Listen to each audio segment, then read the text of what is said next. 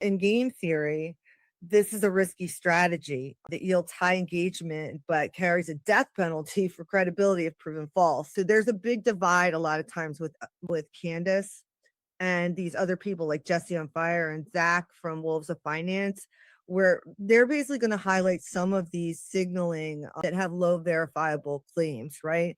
So, like, she's talking about understage tunnels or Israeli involvement. And I don't think we've seen any claims.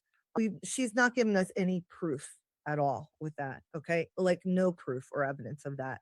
There's a lot of innuendo. There's a lot of talk that makes you think there's been proof, but if you go back and look, there hasn't been proof. Now, I saw the chair, and I agree, it does look like there was something under there, and I also agree that it looks like they were covering something up afterwards. But honestly, I can't tell what's real and what's fake anymore. And I'm not going to go through all of that. There's too much information out there, and half the time you can't tell what's real and what's fake. And that's kind of the point of why I'm talking about this, right? So, in game theory, this is a risky strategy that yields high engagement but carries a death penalty for credibility if proven false. It doesn't really amount to proof, but it does amount to enough questioning that would they just clear it up for us and we can move on. But nobody seems to be clearing any of this up.